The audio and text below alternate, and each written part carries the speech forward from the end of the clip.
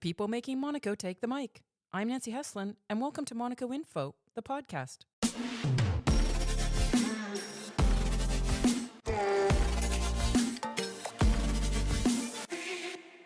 Our guest today is a Brazilian-born Monegasque entrepreneur and media tycoon whose life reads like a modern saga of global ambition, influence, and celebrity. After earning a law degree in Rio, he moved to the U.S. and set his sights on commodity trading, where he earned the nickname King of Coffee for expanding into Russia. Fluent in multiple languages, he went on to become the CEO, publisher, and executive editor of Forbes Monaco and Forbes Netherlands.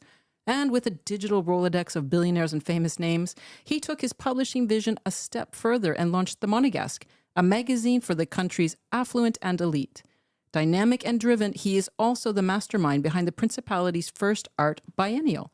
Meet Monaco resident Luiz Costa Macambira. Welcome to Monaco Info, the podcast, Luiz. Thank you, Nancy. It's such a pleasure to be here with you. I was thinking that I haven't really seen you since the Monegasque Christmas Gala at the Yacht Club. Yes. That was quite a night. Amazing. Why did you make international headlines that night?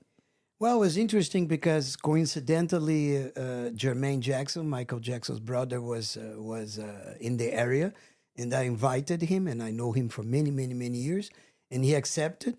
And then we start talking about what's going on, catching up, and he says, well, we are right now trying to put together a showseum. That's how he calls it. A showseum. Yes, a mix of show museum. Show business and museum. That's it. Okay. And because my late brother, left about 200 pieces of art, about 120 paintings. That Michael Jackson himself did. Exactly. Michael Jackson painted art. Exactly. Okay. Exactly. And some of them together with Andy Warhol. So very significant, already with a very big artist. And apparently also some paintings were commissioned by President Ronald Reagan. Mm-hmm. So very interesting. And I said, wow, this is super cool. This is really nice. If you want to make the announcement in the gala, he says, yeah, why not? And that's how the whole thing started. And so he did. And obviously, it was covered from Le Figaro to the Los Angeles Times, and the news were everywhere. And it was very spontaneously that this happened from his part and even from our side as well. Because I just said, yeah, come to the gala. And then he also gifted us by making one performance. When he was there, he said, do you want me to sing something? I said, really? And then he looked at the wife, should I sing? She says, yes, why not?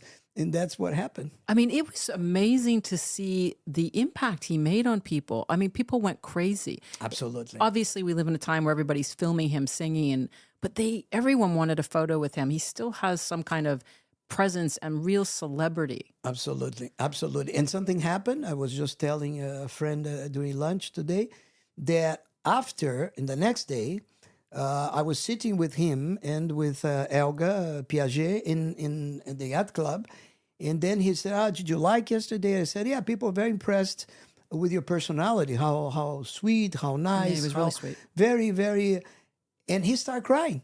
And he hugged me, and I said, it just shows, I said to him, it just shows that they really love you as a beautiful human being. And he started crying. It was very, very touching moment. He's a very beautiful person and very nice. And I think now, not only the showseum that he wants to do, but now his son, Jafar, is the main star playing Michael Jackson, the movie that is going to be launched now on April 14, if I'm not wrong.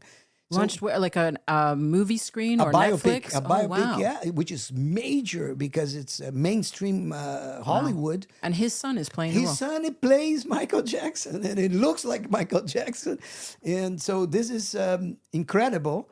And it was a very special evening. Let me ask you something, because you've been in the media game at high end because you've been with Forbes Monaco and you have the Monegasque magazine. What kind of, or were you surprised? Maybe that's a better question. Were you surprised by the kind of media attention his presence here brought? Yes and no. I grew up, I remember with Michael Jackson, the Jackson 5, I think the Jackson 5, I was already, it was a little bit older time, but I remember very well, and they were major group. And I think the Jackson name, it's really a huge name in show business and in music. So I was not that surprised. One time, a long time ago, I was with him and another person in You're not going the to give the Rocher. name? You're not going to reveal any names? No, no. Actually, it was somebody that introduced me to him for the second time. Okay. So, and we were like in the Rocher, and this was like maybe 10 years ago. And I remember one waiter from one of those restaurants there came and said, Mr. Jackson, Mr. Jackson, and recognized him. And another time I was with him in the African Queen in Beaulieu, same thing. 2, 3, 4 people came. So people still recognize him. And yeah, I mean, Jackson 5, when you take music like I'll Be There and all those songs, and he actually, I read somewhere that he was the main leading vocal of the group. And then the mother actually said, give a chance to your younger brother. Oh, really? Yeah, something like this. But he was the main singer of the Jackson 5. So he still is a beautiful voice. How do you even know him, though? I mean, he said in his speech that he's known you for something like 30 years. 40 years, yeah. 40 years. Yeah, it's a very strange story, but I don't know. In the 80s, I was in Miami, and I was friends with the two-time world champion Formula One, Emerson Fittipaldi. And he gave me some special VIP passes to go to a race, a car race. And it was not Indy, it was called Champ Kart. It was a special category similar to Indy, similar to Formula One, open wheel, car race car. And then in the race, there was a parade of famous people. And all of a sudden comes a convertible car with a driver, I think it was a convertible Rolls Royce, and he was sitting in the back. Jermaine and the sister, Janet. And I was just 1 meter away, so I extend my hand and it says, oh, I'm a big fan. And then he did, big smile, and him and the sister, never saw again. Then there was some kind of cocktail in the day of the race, because this was 1 or 2 days before the race. And then we met again. And then we chat for a few minutes. And that was it. Fast forward, maybe 10, 15 years ago, they came here for a show. It was in Monaco. In Monaco. It was already Jackson 4. And I was invited, and I had the pleasure to be with Baroness de Massy, and after the event, they came to the table because we were with Princess Antoinette at the table, and then he said, "Well, do you know this is Luiz, etc." And then he says, "Yeah, I think I know you." And I said, "No, you cannot. I met you one time." Everyone remembers you, Luiz. But this was completely crazy, because I said, "No, you can't." He met 1 billion people, and this was like, I don't know, 35, 40 years ago. And he says, "No, in Miami." I said, "Wow." And then he is a very spiritual guy and says, "Nothing happens by chance." And I said, "Oh, okay. And that's it. Then we reconnected maybe 15 years ago, and we stayed in touch, always by WhatsApp. He would send me from time to time regards to the family. Because he spent time here. He spent some time here when he would start dating his current wife. He lived in Villefranche, and he was here often. So I met him many times, and yeah, it was a good time, and it's very nice. Are you involved with the show Zeum? Well, I'm not involved directly, but his group, his team, they wanted to invite me to participate. Actually, he wanted. And then his lawyer met me in Paris.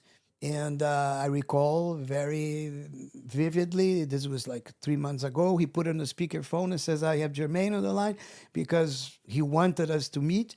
And then he said, "I'm so happy that I wanted to invite you to do something with us. I didn't know what yet. Now this is a beautiful chance. And maybe we can find a place in Monaco or in the region. And if you can help us. So I am kind of giving, let's say, advice and trying to help. I think it's going to happen. So we'll see. We'll see how it goes. And can I just ask you, is this a museum specific to Michael Jackson's art, or is it just relevant to all of the Jackson I think all family? the Jacksons. That's how they want to do. They call Jackson Legacy Family or something like this.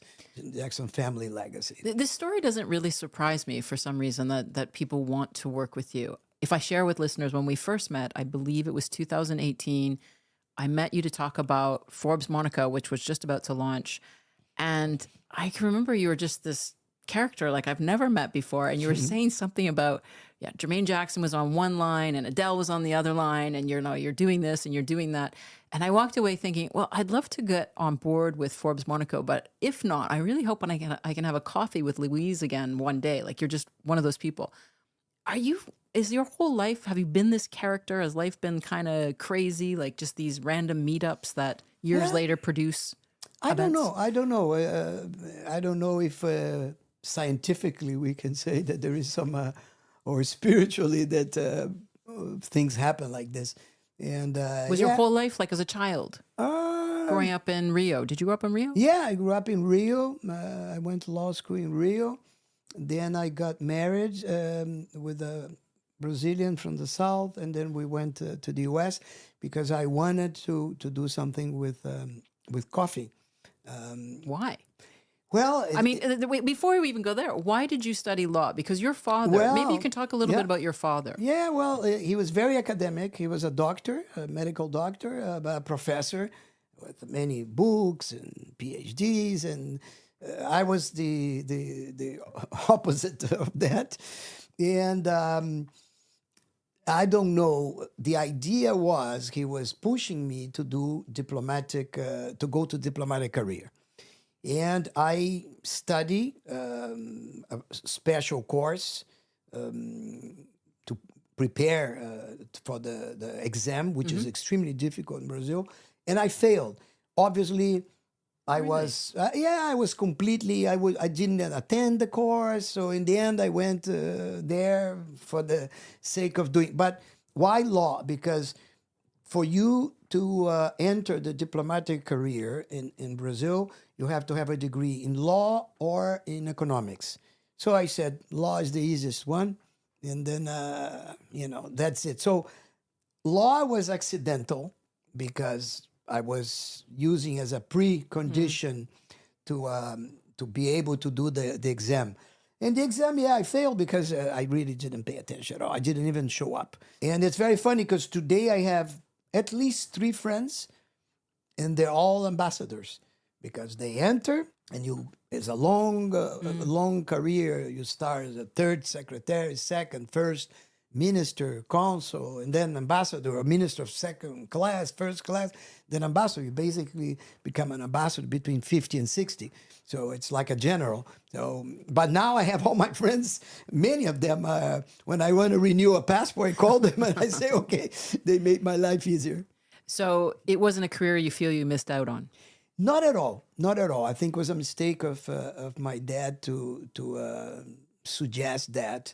I don't know. It was his dream. When you Not were... doctor. He didn't want me to. He didn't push me into medicine. He didn't. No, and he was a little. Now I have one of my sons. It's strangely, but maybe genetically, he is exactly like my father. So my father, if there was any exam to be the doctor of the president of the country, he would do it. Not that he wanted the job, just to show that he would be among 20,000 candidates, the number one. Consistently. If one time he would go to an exam and he would take 2nd place, he would be depressed for 3 or 4 days. So his life was study, and that's what he loved. And now I have Danny that went to London School of Economics, Yale, just got out of Cambridge. He's going to the same academic path. He loves studying. And it's very funny. So yeah, my father, he pushed me into the idea of trying to be a diplomat, and it was very good. But then we'll fast forward to already living in Miami. And my dream was say, okay, because my mother had a cousin that was the president of the Brazilian Coffee Institute. And he says, I can introduce you to some producers. Maybe you can export in America. So we're very young, me and my first wife, and say, okay, let's go and let's see. It's an adventure. But then my marriage lasted, I think, 5 years or something like this. And then all of a sudden, I'm alone there in Miami, but I had already many friends. And I had a friend. He was a young lawyer. And we were all young at that time. And then he said, well, I just got a fantastic client. I got a British entrepreneur that is hiring Muhammad Ali What? Yes, for the opening of his sports bar in Manchester. And I said, yeah, okay, cool. He says, Luiz, let's go because we're going to meet Muhammad Ali, his whole family, and that's an excuse for us to go to London as well. I said, yeah, sure. So that's the genesis of my whole trading career, let's say. We went, it was great. I have one moment that it's unbelievable. If one day I have my memoirs, I will write. I had literally in the house of this British businessman, Muhammad Ali, he was serving all of us. We were maybe 4 or 5 people only. And he was shaking. He already had Parkinson. And he was shaking and he took and served all of us, served the food that was on the table. So it was amazing. So my jaw is on the ground. I can't even believe this. Okay. So that was funny. And there was the actor Christopher Lee. Right. That was Dracula. Yeah. Very nice. Actually, he gave me and my friend a ride back to the hotel. We were at the Claridge. That's fun. Then one day, back to London. We're no longer in Manchester. I think it was in the 3rd day. He said, yeah, let's go to a nightclub. And we went to a nightclub that doesn't exist anymore. It's Stringfellows. And we went to Stringfellow, and all of a sudden, I go down, I think, to the underground level where the dance floor was. And all of a sudden, I face an absolutely stunning Russian girl. And we crossed each other, and for a second, we were like, didn't know what to say, but we both kind of liked each other. Long story short, in the next day, I said, Mark, if she calls, because I gave the number, and I think there was not even mobile number. No. I said, it's the Claridge Hotel. And she understood half English, and she wrote down. And he said, she would never call. Yeah, okay. So we're relaxing in the room. We are sharing a room. And then she calls, and then I said, yeah, let's go out. She says, yeah, bring a friend because I'm with my friend here. And we went out. It was amazing. And we spent the whole night talking. And she was a ballerina of the Bolshoi. And it was one of the first times that she got out of Russia. And it was still Soviet Union. So I said, yeah, okay, cool. Everything great. We said goodbye. And that was the end of it. I went back to Miami. And one day... You're still a single guy at that point. Single guy, and I'm in my office. Phone rings, and actually, coincidentally, I had a French secretary. And she says, Luiz, I cannot understand. The person's trying to call. The phone, the call is very bad. There was no mobile. Landlines, right? Landlines, no mobile. So I grab and she says, it's Maria. And so, okay. Long story short again, she says, come to Russia. And she said that it was Soviet Union. And then I go to my friend, okay, say goodbye. Yeah, we'll talk soon. And then I go to my friend and said, I'm going to Russia. He says, you're crazy. You're crazy. And he's American. This was Soviet Union. I said, no, you're crazy. No, I will not let you go, Luiz. I said, no, come on. I'll get a visa and I'll go. So I got the visa and I went. And that changed my life because when I got there, I saw that the market was opening already. This was 89, if I'm not wrong, or 90. Was exactly 1 year or 2 years before the revolution. Mm-hmm. And I saw, wow, Benetton. Then I asked some people, but how come Benetton? Isn't communism here? No. It's perestroika, it's governors, whatever. It's opening. I said, interesting. So I decided to go visit the Brazilian ambassador. I called my mother. She got some contacts, and I went, and the ambassador, they will see I'm just you. going to say this though, because we're talking at a time like calling your mother from the Soviet Union, who's Yeah. in Rio, and then making that connection. These aren't things that happen in a second, and it takes time, and it costs a lot of money. Absolutely. It was Okay. not very simple. And then she said, I got the contact. The ambassador was Sebastião do Rego Barros. He had a funny nickname, Bambino. And I said, yeah. So I went to see the ambassador. He saw me, and he says, oh, you're so young. What are you doing here? I said, no, I'm visiting. So it's strange, Nobody would go to Soviet Union at that time. And then I said, is there any business opportunity here? It was my American mind already. And then he says, yeah, I will call the secretary of the commercial department, because there are many companies asking for sugar, coffee, everything. They need everything. And I said, companies? How come? Isn't a company? No. There are already some companies. So he brings me a huge list. And I said, okay, fantastic. And I finally went back to Miami. When I went back to Miami, I said, you know what? I'm going to find a Russian translator, write a letter. And this was my desire to say, I want to sell something, And I will make this letter. And at that time, there was fax. So I found an old babushka, old grandmother, that she was a lady that was cleaning, I think Universal Miami or something. Somebody gave me, the lady that cleans, she is Russian. And then she came, she was very nice, and she would translate. We made the letter. And I remember staying, I was living alone till 2:00 in the morning, trying to send the faxes. And it was impossible, because every fax is one number, and they didn't have the luxury to have one number dedicated for the fax. So every time I tried to send the fax, somebody would answer, say, hello. I said, no, it's a fax. So it took, I don't know how many days to finally get some faxes through. And then came the breakthrough, because out of those contacts, one or two said, we want to do business. We want this and we want that. And one particular person said, yeah, I want coffee. He came. I managed to get him a visa to come to the U.S. I helped him because it was difficult already. Yeah. He came to the U.S., and he says, he was suspicious. He says, yeah, but you don't have the coffee here. Then I went to go to Brazil. Then I had to take him to Brazil. Yeah, we went all the way to Brazil.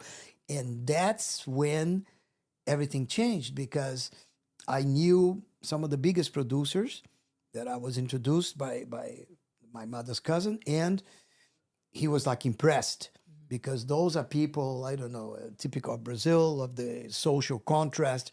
Those are people with private airports, land in their property inside, not on a public airport. And he says, wow, what is this? So he's coming from communism and going to see some major tycoons, So he says, I will buy the first loads of coffee. And then I said, but where's the money going to come from? I still said, wow. And then he says, I have everything in Hungary. I said, how come? And he told me a funny story. He says, well, during communist times, I was shipping chips, computer chips, but Soviet computer chips, completely, very not probably super efficient. And they, instead of paying me in cash, they would pay me in Hungarian champagne. And then, I don't know, I don't remember the numbers, but he says it comes to me as 50-cent champagne. I was selling for $2. So I have 5 million saved. I said, no way. No way. And talking about 35 years ago. Huh? Yeah. So he was very, very smart. And so the first sale happened. He opened a letter of credit. I didn't even know what a letter of credit was. So he opened a letter of credit, and I managed how to do it. Containers were shipped, and that from that day on, we were trading coffee at high intense, and then from selling physical coffee, we literally went and started trading in the New York Exchange, in the COMEX, in the Commodity Exchange, and by mid 1995, me, him, and the Brazilian producer, the three of us, we were the biggest commodity traders in the planet in soft commodities, which is coffee, cocoa, and sugar, with about 10% of all the contracts of the commodity exchange in New York we were holding in those contracts. So it was big. It was very big. And it was great. It didn't last I think 2 or 3 years. So by 98, the Russian government devalued the ruble. And we almost lost a lot of money with containers that got stuck in Finland that could not come to Russia because the Russians say, we don't have money to buy because their currency was devalued. At that time, I said, okay, I will retire. So that was 1998, and I stopped. This Russian that was my partner, he continued. He even had a CTA, a commodity fund, with more than 2 billion, under management. Wow. And he's still a good friend. And coincidentally, he's living in Monaco now. He lived in Miami, and now, I motivated him to move here. But so that was the story.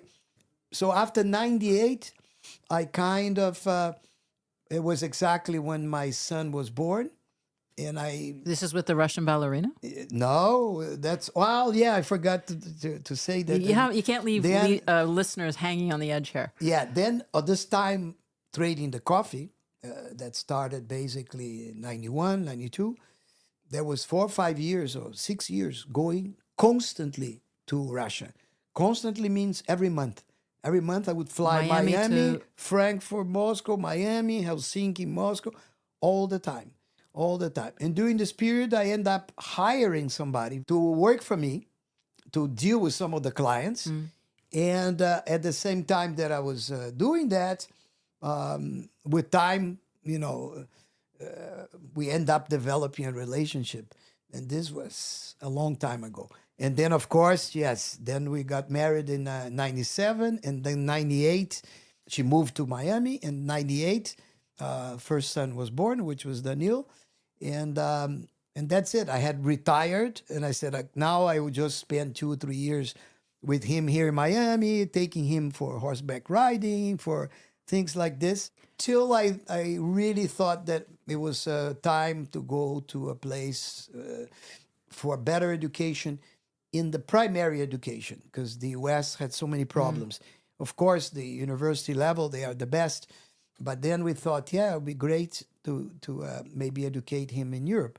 And that's the origin of being here. That's a great story. I bet I have so many questions, of course, in my brain. I think the 2 questions for me, at the time when you started trading like that, what were your peers and friends saying about all your travels to Russia and how you saw the possibilities there? And the other question is, coming from Brazil, what did you think about the work ethic and the work life in the U.S.? Well, first of all, the first impression that all the American friends had, oh, no, don't go Soviet Union, it's a monster, whatever. With time, year after year, this was more relaxed. And they say, okay, Russia is just an emerging economy. They're not communists, And it was more acceptable in the end. So that was a transition. Now, the ethics in the U.S., it was a completely different ballgame because it's a very pragmatic culture. And I saw many friends coming not only from Brazil, but coming from Italy, from many places. And it's critical. Or you adapt yourself in the first year, or after 1 year, you're going back to your country. Because the rules are more strict, but it's a very meritocratic culture. So since I'm super energetic, I'm always work hard, they always put me on a pedestal. They always say, you're the best. And they give you everything. It's amazing.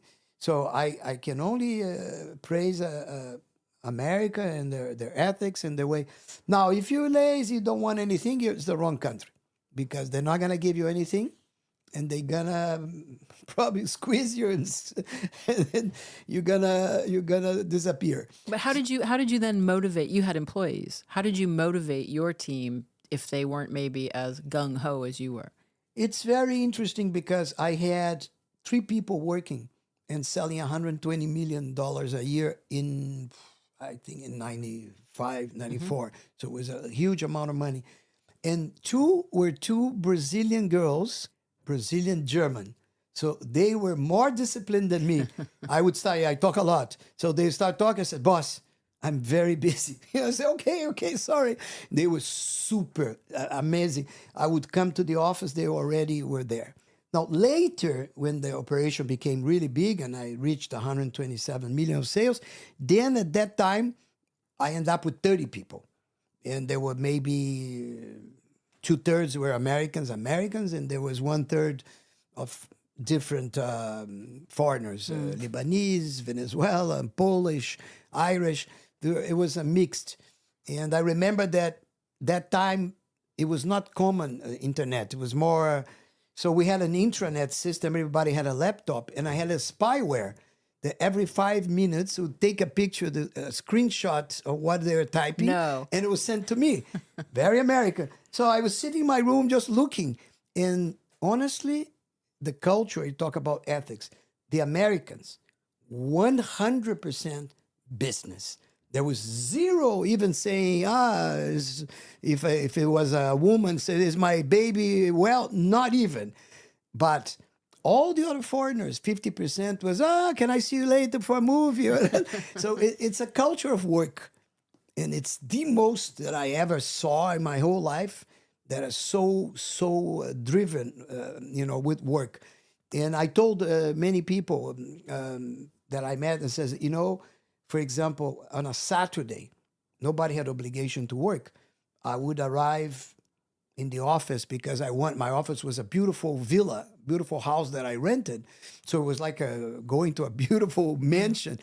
And I said, I'm going there because then don't have the baby cry or this. I would arrive there. Out of 30 people that would work for us, maybe 10 were there voluntarily. So, what are you guys doing here? Oh, no, it's easier to work. On a Saturday. On Saturday. It was more calm. They all had keys. They all had passes. I said, amazing. And I used to arrive in the office at 4:30 in the morning because I would wake up at 3:30 because we're dealing with Russia. We're dealing with Russia. So they were 8 hours ahead of us. So I had to arrive early. But when I would arrive 4:30, there was nobody. But at 5, there was already people arriving. And then at 6, a little more people. At 7, I already had 25 people there. So even if the time would be 9, they were there at 7:30. It was impressive. So big lessons of people. They are very committed. They're very serious. And I tell this to a lot of people that work with me. I remember they had one assistant that was my right hand, Gloria, America from Tennessee. And she came to me one time and says, Luiz, can I use the phone? I said, I don't understand. The phone is right here. I see you're surprised, but I have to tell you that right now, my time doesn't belong to me, belongs to you. So I need to do a personal call of 1 minute. Yes, but that's the American way. I love it. It says, that's why I would like you, if you can be kind enough to allow me to 1 minute. And I said, of course. But it was the first time I heard that. I remember I got home, I called my father, said, I love this country. The secretary just called me and say, she could use, 1 or 2 minutes of personal time because the time belongs to me because I'm paying her. I said, wow, this is ethics. That's, you don't hear of that. No, here it doesn't exist. No, it does not. But you share a birthday with Warren Buffett. Is he somebody you admire? Were there American business tycoons that you at that time were like, they've got it right, I like that style? Or did you adapt any of that? I love him for one reason. He's a contrarian. My whole life, I hate to be the sheep and follow people. So if somebody's going This is true, Luiz. This is true. If somebody's going north, I'm going south. I don't know even if it's the right path, I will go south. Recently, I heard, it was an interview with Larry Ellison, that today is the second wealthiest man in the world, 300 billion or whatever.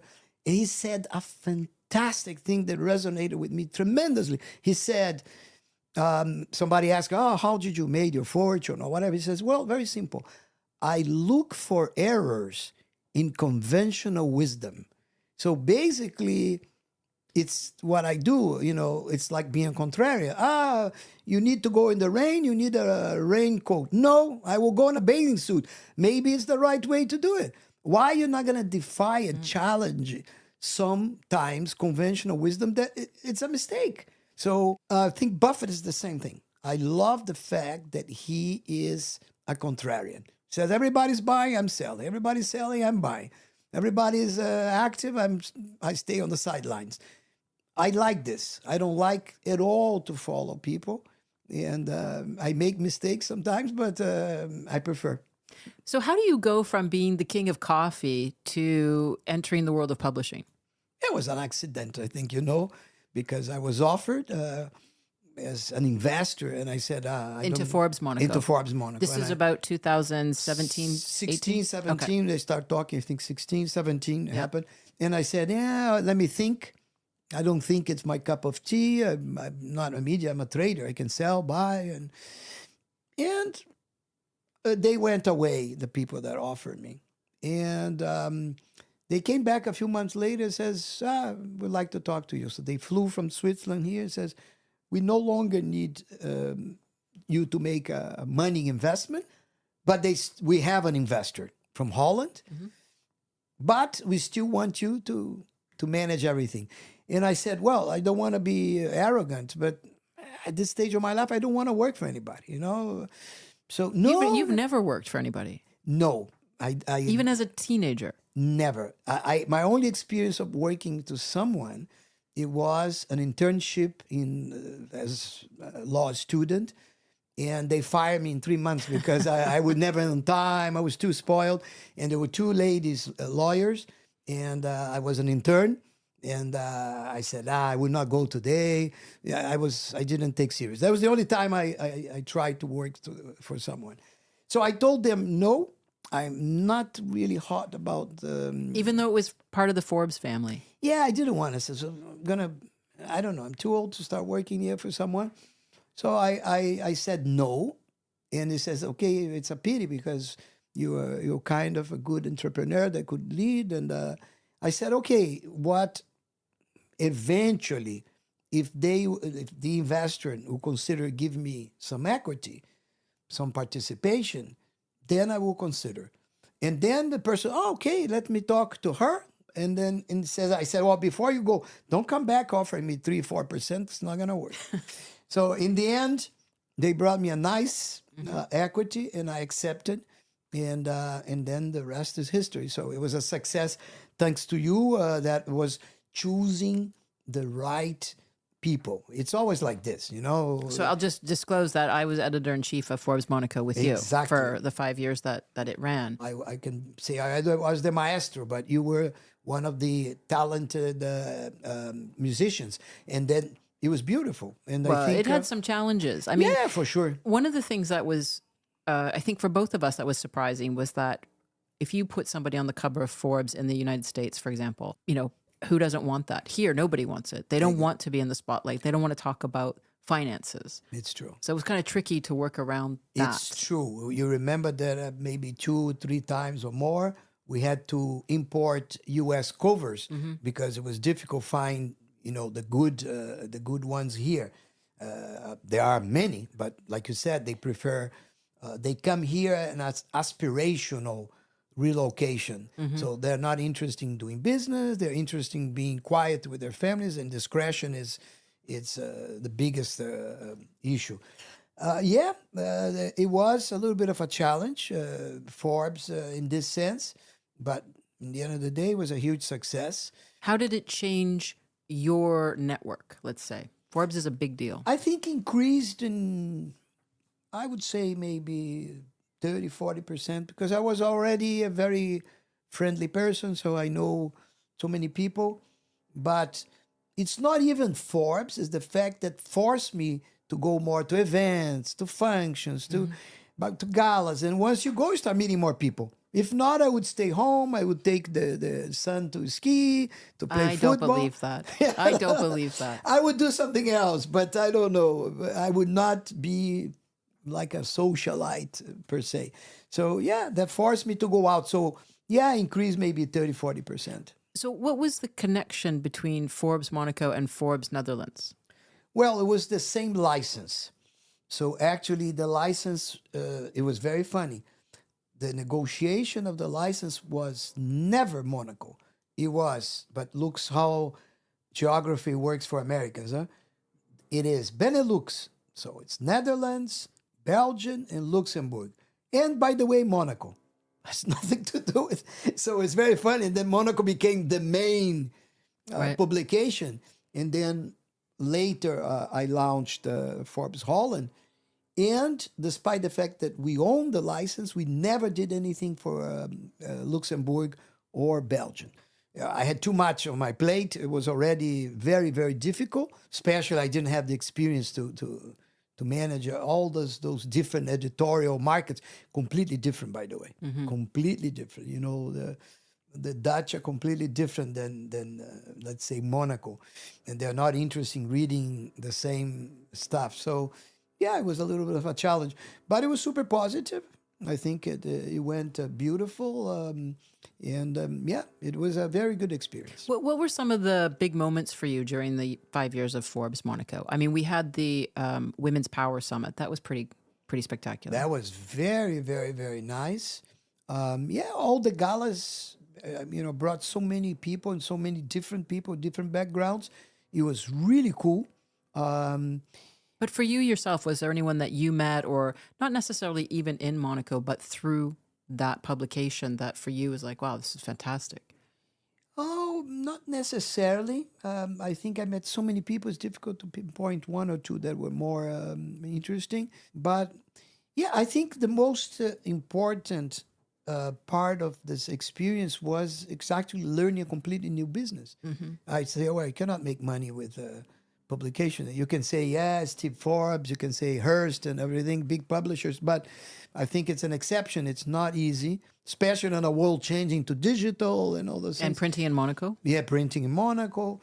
But the truth is that, yeah, it's another business that has many facets, and it was fantastic learning a completely new business. Can you share any of the lessons you learned, especially because you went on to launch the Monegasque magazine, and there must have been things in publishing Forbes that did or did not apply to this new publication? Yeah, I think the biggest lesson was because I'm very curious and I'm very inquisitive. So all the time, all those friends, I kept asking them, what is interesting? You know, a part of the title that is very strong, Forbes. What is interesting? Is it the financial advisor? Is it international technology? What is it? And I saw that they were not particularly interested in this aspect. And I said, maybe there is a niche that they're more interested in reading stories told by people of their same intellectual and social level. I saw that in some articles that we published, they say, they're more interested in that. And that's came like clear. All of a sudden I said, yeah, of course. If I'm a singer, I'm more interested in a publication that who's writing as singers like me. So I'm more curious about what is their opinion, what the trend is in this specific. So we started, that's why the Monegasque, the concept was like bringing artists, bringing celebrities, bringing, business tycoons to write. And I knew that since the population here is infested of, inundated of a lot of high-profile personalities, that each one will like. So if I have an article written by a world champion of Formula One, it's likely that a young driver wants to read.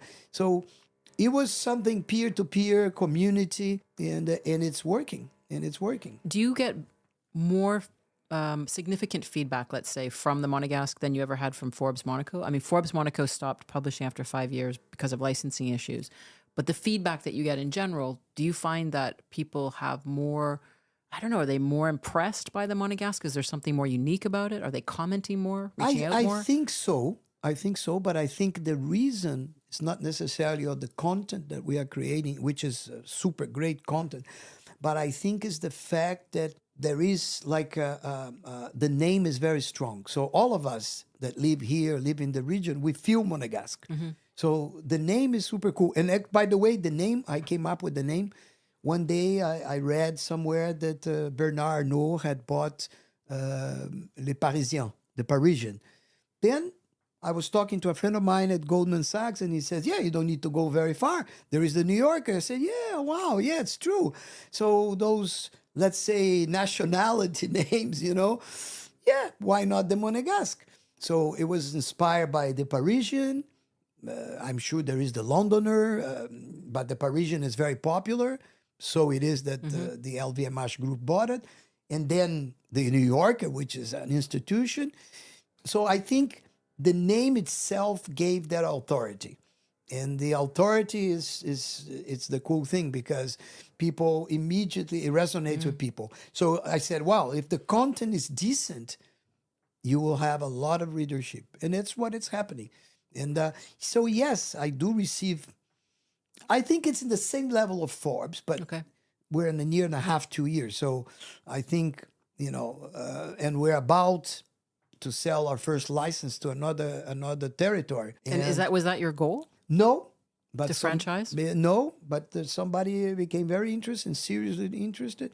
And I don't know. It just shows that there is so much attraction for the concept of peer-to-peer writers plus the name. Well, let's give a couple of examples because you have, as regular contributors, you have Helga Piaget, who writes about the environment. You have His Imperial Royal Highness, the Archduke Karl Christian of Austria, who writes fantastically about cars. I mean, he's a brilliant writer. And you thread all these people together that they come to you, you approach them. Like, how do you had Philippe Pasteur, who never writes. How do you get these people to write for you? We just have this issue of Prince Felix of Luxembourg. Yep. Yeah, they were kind of my universe. And then I ask, and surprisingly, they say, yeah, sure, you're a nice guy. The magazine is nice. And then, of course, the first ones were more difficult. Now they see it's serious. That, the quality of the content is prime. So it's easier now to, and every day comes somebody new, and it's really cool. So, yeah, so I invite them, and then they now Carl Christian is a good reference because he liked so much that he comes to me and says, when is the next issue I want to write? So yeah, but it became very rewarding in terms of creating a real community of writers. They are part of the community themselves, and they are very, very, very, very prominent in their different fields. So yeah. I always reference you as this person that is the bowl of porridge that's just right when it comes to the ego. Because I've worked in journalism for 25 years in this area. And, my first boss, I would say, he had a lot of journalistic background, no business background, bowl of porridge too cold. The second one, he just wanted to buy his way into Monaco, probably had business background, was using other people's money, bowl of porridge too hot. You have the right amount of ego and you're doing things for, I know that it's improving your network. And I think, there are business deals, but you just seem to really enjoy this and you've created something really positive here. Yeah, I do enjoy, and it's true. Your comment is very kind, but it's true that, for example, you get older, you master your ego. All of us, we have, and you change your vision of life. So I like the comment from that American singer Billie Eilish. Actually, she just got a Grammy, I think, yesterday or the day before, and she says, "We're all gonna die, and nobody's gonna remember you." So it's true. So should we really be picky and should we really get stressed about small things in life? Do they really matter? So I think the bottom line is to enjoy because it's a very small transit time in whatever we call life. And yeah, to be kind and nice to people because not even out of, let's say, morals or convention, but out of mathematics because you receive kindness back and that makes you feel good. So that's how I manage the ego part. And I really not worried about, I remember some special people inviting me, let's go to this event, that event. And I said, no.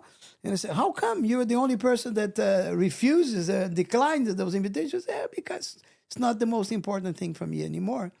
And that's it. And it's neither material stuff. Actually, the only thing that recently, and you know that I start doing, is going to those detox clinics. I wanted to ask you about that. Yeah, because it's cool. It's good. And I think the only thing we have is health, the most important thing. So I said, okay, how can I age elegantly and feeling good and not having problems? Everybody will have problems, but let me ask you something about that, Luis. When you first went to one of these places, can you describe to listeners like what it's like? And were you a little skeptical, and then something really happened when you were there that you were like, no, this is the real thing? I was 100% skeptical because my father was a doctor. He was skeptical of everything. He was like, no, this is not this vitamin they're trying to sell this. So I said, okay, maybe it's just another way as a business works. They will take money from you to tell you that you have less iron or more iron. Does it matter or not?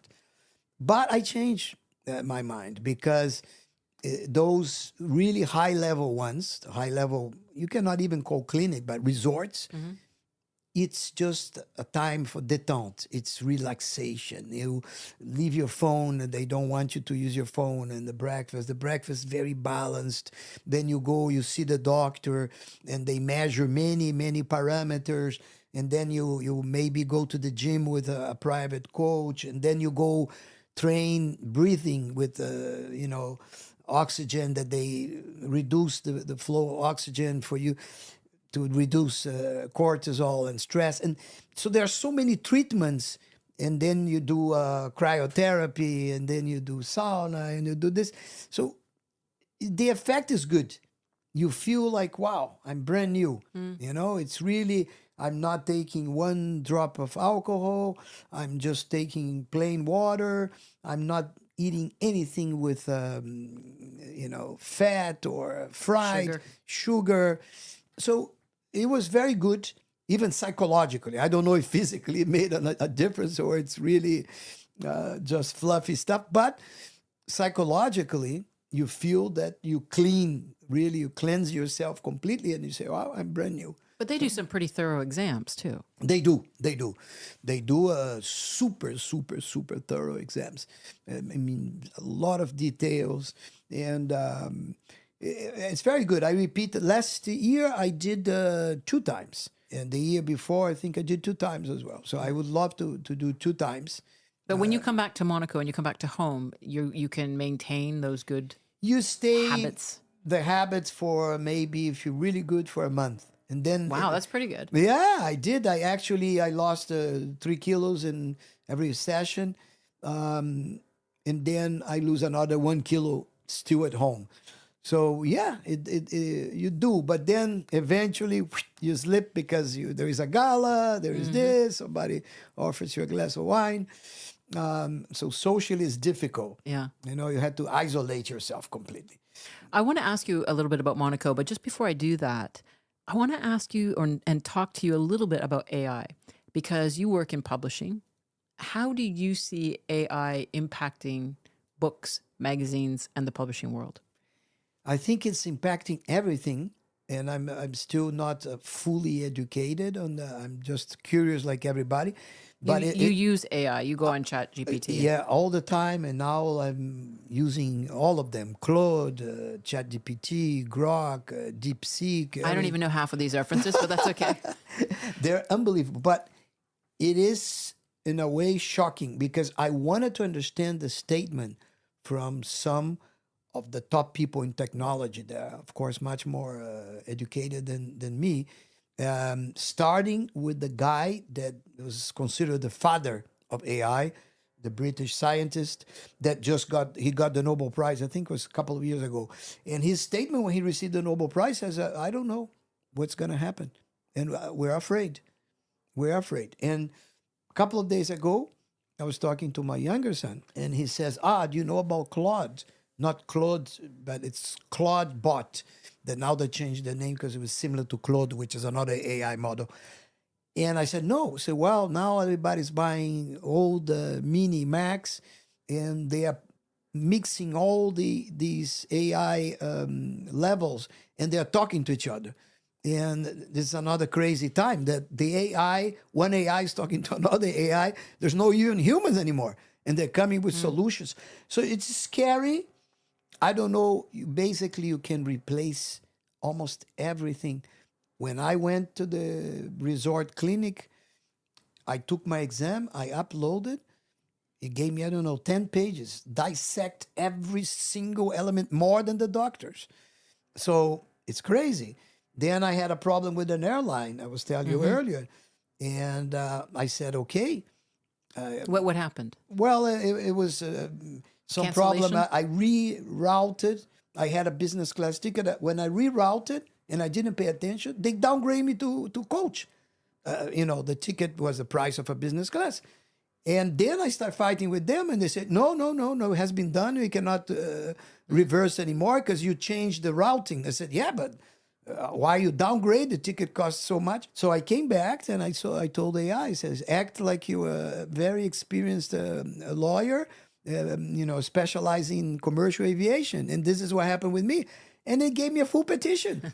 Even said, do you want me to file in court?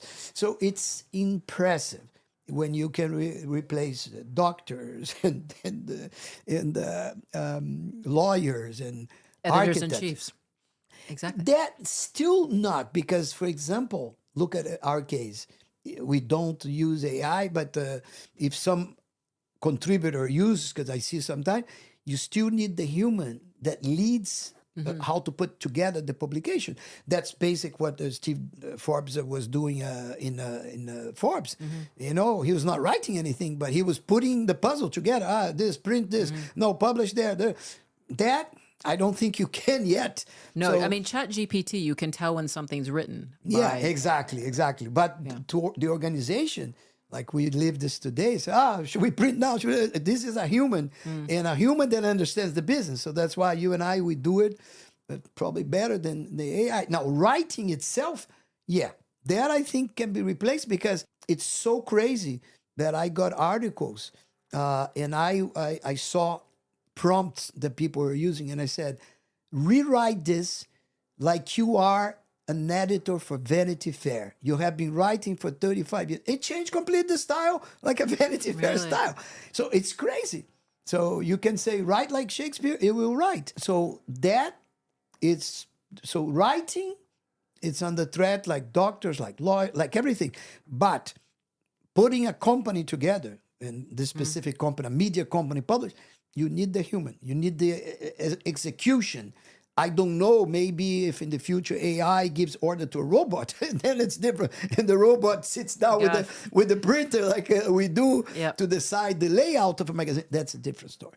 I know it can do anything. It can push a button and create a whole layout, but it's still the human execution is still important. But many activities, I know somebody, and this is a fact, that got an estimate to redo his house in Villefranche with a French architect that charged him 320,000 euros. And then he said, I had an option. I could get an architect in Moldova for $1,000, but he decided to do an AI. And the AI did the whole plan, the whole design of the let's say, the reconstruction of the house. Then to validate it, I took to a architect in Moldova, and he said, this is all perfect. And it was done all by AI. So, you can replace an architect as well. I'm glad I'm not an architect, Luis. Listen, let's just talk about Monaco. When and why did you move to Monaco? I mean, obviously there's reasons people set up here, but when was it for you? I think it was 2003, but I got the residence only in 2005. But I think primarily it was, first the education of my son that was growing. I said, okay, maybe it would be nice. He'll go back to the U.S. for university, but it would be good to give a good education, learning Italian, French, and Spanish, and other languages. Well, Spanish you can learn in America, but basically, European education. Plus, for me, I said, okay, it's a more relaxing life. Because America, you're a North American. It's work, 24/7. You only think about work. So I said, okay, there is more quality of life in Europe. So, and then of course, coupled with the fact that it's okay if you have some savings, you can preserve because the tax environment is more, let's say, sweet than Yeah, but you still pay a lot for rent. yeah, exactly. Which is a friend of mine said that's your tax. Yeah. So in the end of the day, it's true. I think the quality of life remains the main factor, and the education for the kids. I miss in America just the pragmatism because everything is so pragmatic. Everything is reason. Everything is logic. That I miss a lot. Yeah. I miss that a lot because I cannot enter in any argument with anyone if there's always emotion. There is always in U.S. even it's against themselves or oneself. If it's logic and reason, it will prevail. It's cool. Now, you are an F1 fan, so did you enjoy that aspect coming here, like seeing Formula One? Did you ever splurge and buy yourself a nice car here? A lot, a lot. Yeah, the first time when I come, my first car was a Ferrari, and it was Did interesting. you have a Ferrari? I had a 430. It was incredible. And one time I had, it's even a shame to say, I had three at the same time, but by mistake. Okay. Because I don't believe that, but okay. no, it was. I would How not. can you have three cars by mistake? Well, what happened is I put a deposit for a new one, and then it arrived, and I gave the old one for them to sell. The dealer that it was a very well-known dealer here in Monaco, and he never sold. I don't know if on purpose or never sold. So at a certain point, I went to check, and the car I gave him had about 400 kilometers, and one time it was 1,000 kilometers. So they were using the car, and they were claiming that they were using for demos to show people. And I said, no, get me the car back. And then I end up keeping two. And then later, I wanted to buy a car for a family with the two-seaters. And then I bought a Scaglietti, which is a Ferrari for 4 seats. But anyway, so at a certain time, I had three. Okay. But then till I sold, But yes, I did because I love motor racing. And in Miami, I had a very good friend that today, at that time, he had only one world championship. But he's a 4-time Indy 500 winner. Amazing person. He was one of my super close friends.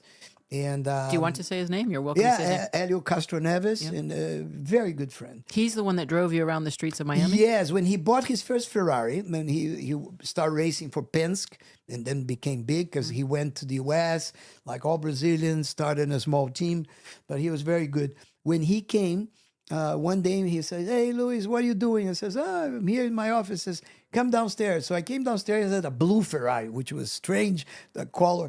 But I said, "Oh, beautiful, Elio, beautiful. Come on, buckle up." So I got inside of the car. I was barely buckling up. He accelerated on Brickell Avenue. I said, "You gotta get us killed here." He accelerated like crazy, hit the brake like all race car drivers, strong, the brake, and made a turn. And I said, "Wow." And he said, "Don't worry, it's my job." I said, No. Here we're going to get in jail with the police or we're going to crash. But it was a great experience to have a Formula Indy driver racing in the streets of Miami. You didn't repeat that in Monaco on your own? No. Maximum I did here was going the Ferrari through what everybody does, the whole Formula One, let's say, circuit. And yeah, it's true. But you've lived here for more than 20 years. Do you still love the Grand Prix? I love it. I love it because I love the sport. I love the motor racing. I love the noise. I love the cars. It's one of those interesting sports that, it's not an extreme sport, but it's still, man is dominating a machine going at 350. In India, they go to 400 kilometers an hour. It's crazy. So I still love that thing much more than tennis, golf. But do you get into the paddock, or are you just sort of watching it from the up? Well, so many friends, so many contacts. 2 years ago, I was very lucky that one of the main friends works for the FIA. And in the time of Forbes, I had all access pass. And you go to the paddock, you meet people, and I love it. I love it. For me, it's definitely my sport. And do you love living in Monaco? I mean, is it something that you enjoy? I do. You travel a lot. I do, because Monaco, it's an amazing place. And another plus is Monaco has its own culture, but it's inside of a country that is one of the countries that I love most, which is France. For the culture, for the writers, for the history, I love for the language, which is beautiful. So put all that, so it's like a dream. It's like a country inside of another country that are the environments that I love most, the culture that I love most, and plus very close to Italy, which is a second interesting culture. So yeah, I do. I think location, like we say in real estate, the three main issues: location, location, location. Location is amazing. Super well managed country. I mean, everything works. Okay, people say when I come with this argument, no, but it's very small. Still, it's super well managed. Everything is beautiful. It works. My kids grew up here with good education, and my son still managed to go to Cambridge, to LSE, to Yale, with a good education from Monaco. So yeah, it's a great place. I do love it. Do you think that living here and gives you an advantage, let's say, when it comes to doing business with people? Like, is this like a little country club that's very exclusive, but you can really get a lot done? I don't think so, because my experience is, for example, in America, any Joe Doe is hungry to do business. If it's very young in tech and whatever. Here, all the super successful entrepreneurs, they came here already with a huge legacy of success. So they are not interested, to do anything. They come and they see Monaco. I see more of a aspirational destination. This is for me to have good life with my family, not as business. So I find business more difficult. Of course, there are 3 or 4 fields, like we all know: banking, yachting, insurance. Yeah, those 3 or 4 topics, those fields, yes, you can probably do better yachting and yacht chartering or brokerage here. Makes sense. Banking, obviously, maybe insurance that comes together with those things. But I don't see, of course, you don't have the structure that you would have in the US or in England, because, of course, the bigger countries, with bigger structure, big history in all those fields. Well, I mean, you were referencing culture, and of course, we've been talking about how you're an ideas guy and art, and I think it's pretty safe to say that you are the person that's come up with this new idea here in Monaco for the first ever biennial. Yeah, I had an idea to do an art exhibition. And I say, okay, but maybe it's my American mentality. Think big. I say, yeah, there's so many art exhibitions there. 1 week, 3 days, 4 days. Why not to do something for 2 or 3 months, like the Venice Biennale or... And I said, yeah, I came, I said, maybe if I want to do it, I want to do it big. So we started talking with some departments that can support. And then we managed to talk to David Namad, that is fantastic dealer and one of the biggest collectors, probably the biggest collector of Picassos in the world. And He's a Monaco resident? He's a Monaco resident, absolutely. And he loved the idea and says, yeah, count on my support and I can help you. And then, of course, Elga Piaget, and she's a lot into art. Her daughter is an artist. So we kind of put a small group together and say, okay, let's see if we manage. I don't know if we still can pull it off, because it's a huge undertake, to do a 3-day or 4-day art gallery where you have a few booths of galleries. Art exhibition is one thing. To make a biennale where the whole country is transformed into a museum, a showmuseum, like Jermaine Jackson said, it's a different story. It requires a huge amount of organization. We will try. We have right now the IP, the intellectual property on the whole concept and on the name. And hopefully, if it happens, it will be great for Monaco, because it will attract a lot of people. I'm sure people will come. For example, if we have the biggest collector of Picasso exhibiting his Picasso collection, you'll be probably the biggest first world of this magnitude. So we try, and then I discussed with Jermaine Jackson. Says maybe Michael Jackson's collection could be exhibited in the Biennale For the first time. for the first time ever, and he kind of agreed. So of course, those things take a long time to execute, and the Personalities. yes, they can change their mind. Yeah. Everything is in vaults in California, so it takes a huge amount of logistics, insurance, but it's doable if we would have the first time ever shown to the public, exhibit to the public, the Michael Jackson collection, and then the Picasso collection. We already have huge. We hit the floor running big time because it will already be something unique. So that wouldn't be this year. No. The idea is 2027, but depending on the pace of the organization, because there are too many moving parts, we may even push it to 2028 if it happens. But I'm confident that if I put my energy, at least we get close to the finish line. I can't actually even imagine 2027 and how many new ideas you're going to have from today until then, and how many of them will be out there in this world. But Luiz, it's always a pleasure speaking with you. Thank you for coming on Monaco Info, the podcast. It was my pleasure, Nancy. Thank you very much.